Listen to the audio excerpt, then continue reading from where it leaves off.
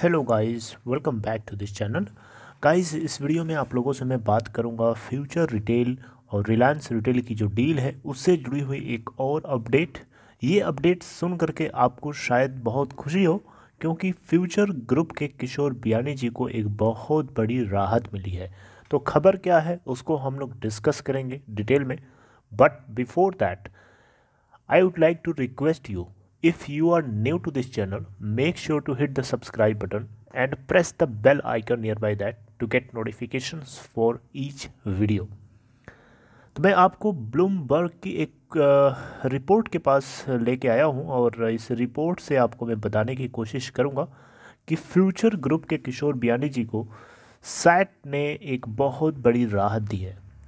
Guys, आप लोगों को मैंने अपडेट किया था कि SEBI security exchange board of India ने किशोर बियानी जी के ऊपर और इनसे जुड़े हुए कुछ और लोग थे, जिनमें इनके भाई भी शामिल हैं, अनिल बियानी।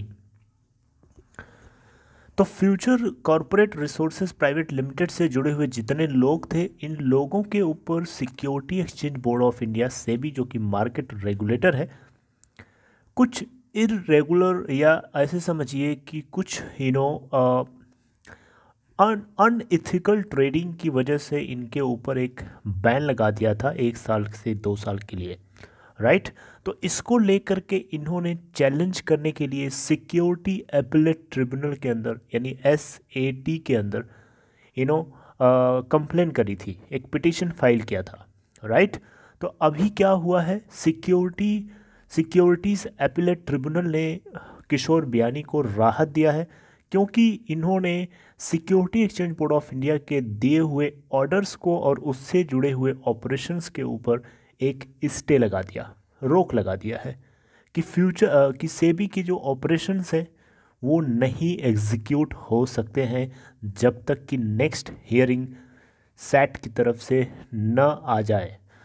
आपको बताना चाहूँगा, सिक्योरिटीज़ एपेलेट ट्रिब्यूनल की तरफ से जो नेक्स्ट डेट सेट करी गई है हियरिंग की, वो है अप्रैल के अंदर, और अप्रैल के अंदर 12 तारीख की है।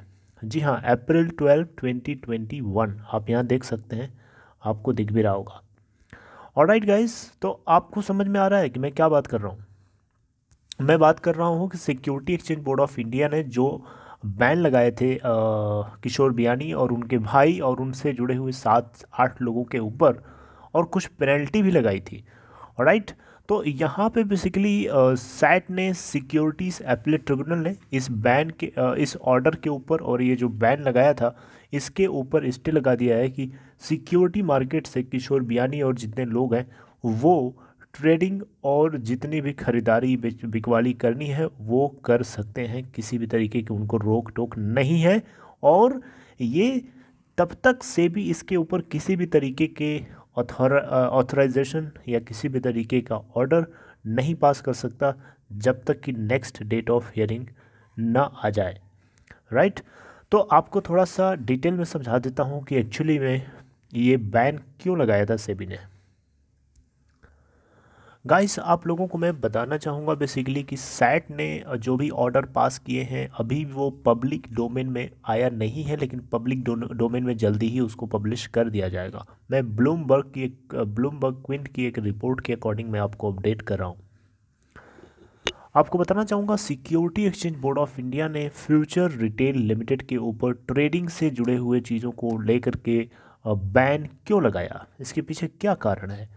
कारण ये है गाइस कि फ्यूचर रिटेल लिमिटेड के कुछ शेयर्स के अंदर ट्रेडिंग करी गई थी फ्यूचर ग्रुप के कुछ लोगों के, जो जो लोग बेसिकली उस ग्रुप से जुड़े हुए हैं, जिनको उस फ्यूचर के स्कीम अरेंजमेंट के बारे में काफ़ी पहले से जानकारी थी, और उनको पहले से पता था कि ये होने वाला है, राइट।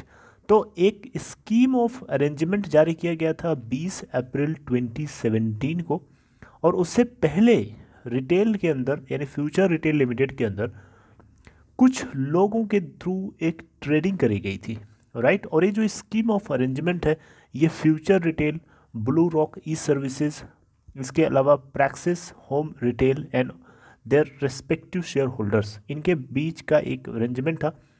और इसकी वजह से हुआ क्या, हुआ ये कि पब्लिक के इंटरेस्ट के खिलाफ है, सेबी बोलता है कि कोई भी आप काम करो वो पब्लिक डोमेन में होनी चाहिए। पब्लिक डोमेन में जब तक आती है उससे पहले अगर आपने काम कर लिया है, ठीक है, चाहे आप इनसाइडर ट्रेडिंग कर रहे हो चाहे कुछ भी कर रहे हो, दैट इज़ इलीगल। सेबी बोलता है कि कोई भी चीज़ आप करो उसको आप पब्लिक डोमेन में रखने के बाद करो, that is legal, that is not illegal. But if you are doing it before public announcement, then definitely you are not on track, you are doing illegal job, right. तो इसी चीज़ को लेकर के security exchange board of India ने future retail limited और उनसे जुड़े हुए जितने लोग थे उन लोगों को गलत पाया और इसके लिए इन्होंने एक या दो साल तक के लिए बैन लगा दिया था।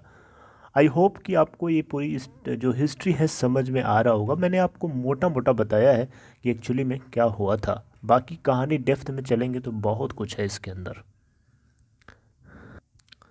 तो इससे जुड़ी हुई नेक्स्ट अपडेट जो है आपको 12 अप्रैल के अंदर मिलेगी। आप याद रखिएगा डेट को, और मुझे भी आप कमेंट्स के ज़रिए बताते रहिएगा इसके बारे में, क्योंकि मैं और सारी चीज़ों के ऊपर चीज़ें सर्च करना होता है तो हो सकता है डेट मिस ना हो, राइट। तो you have to keep in mind.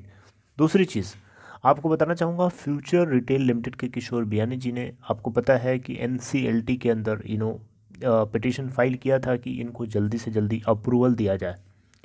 इसको लेकर के क्या क्या करंट सिचुएशन है वो मैंने आपको आई थिंक लास्ट वीडियो के अंदर बताया था। तो इससे जुड़ी हुई अगर और कुछ एनसीएलटी यानी national company law tribunal Mumbai bench की तरफ से इस डील के अप्रूवल को लेकर के कोई अपडेट आती है तो आपको ज़रूर से अपडेट मिलेगी।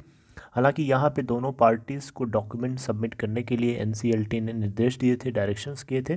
इसके अलावा एक बहुत बड़ी चीज़ खुलासा करी गई थी फ्यूचर ग्रुप के किशोर बियानी जी के जरिए के द्वारा, क्योंकि किशोर बियानी और कुछ एक दो लोग और अमेज़ोन की तरफ से कुछ लोग थे, इन लोगों के बीच में एक कम्युनिकेशन होती है और उस कम्युनिकेशन के ज़रिए पता चलता है कि ये समथिंग मिलियन डॉलर जो है, I think 40 million dollar, I think 40 के आसपास या 217 करोड़ के आसपास कुछ अमाउंट था, मुझे वो डेटा एग्जैक्टली याद नहीं है अभी।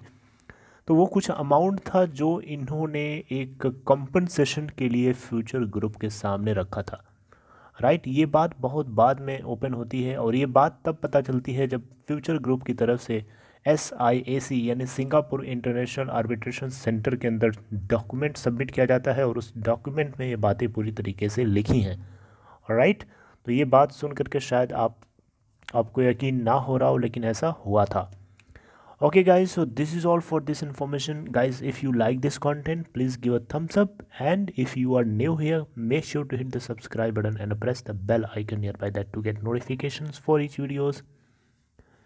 And one thing, if you are interested to open Demat or trading account, there is a link for you in description box of this video. Click on that link to open your account in Upstock. See you next time.